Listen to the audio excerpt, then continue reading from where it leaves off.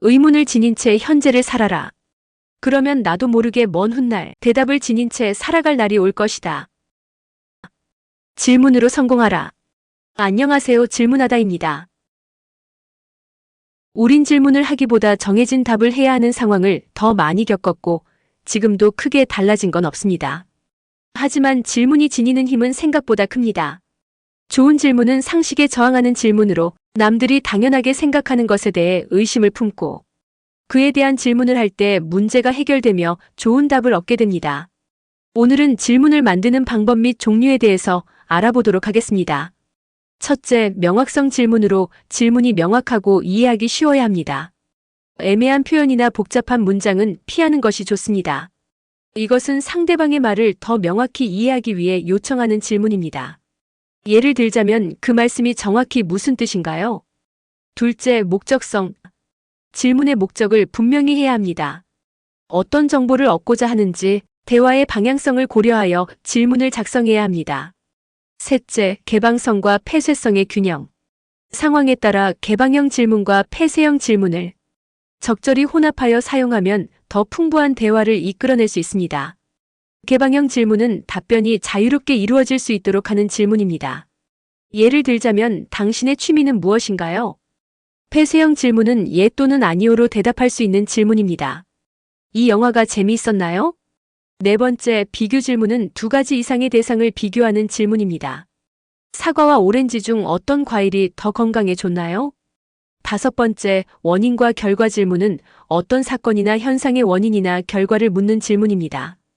예를 들자면 기후변화의 주된 원인은 무엇인가요?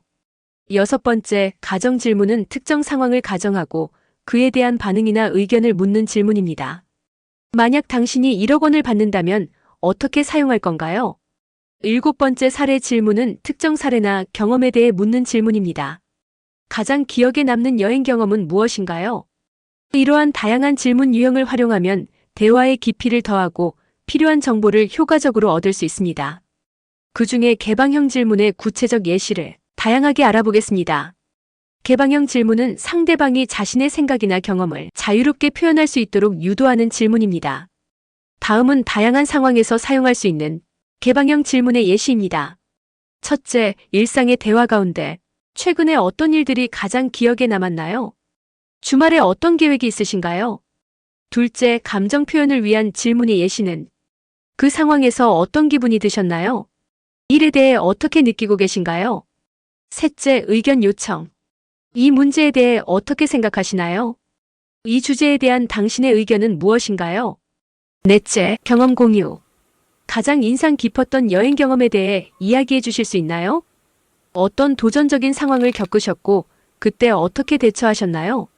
다섯째, 목표와 꿈. 앞으로 어떤 목표를 가지고 계신가요?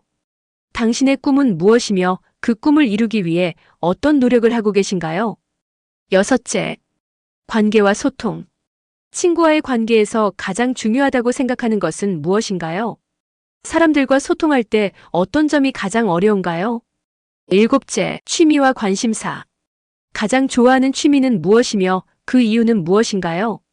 최근에 관심을 가지게 된 새로운 분야가 있나요?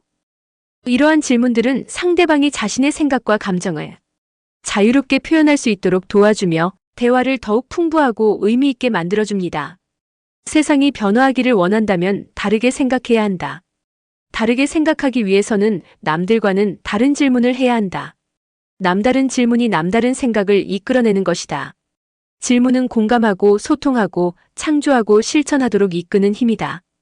감사합니다. 질문으로 성공하라. 질문하다입니다.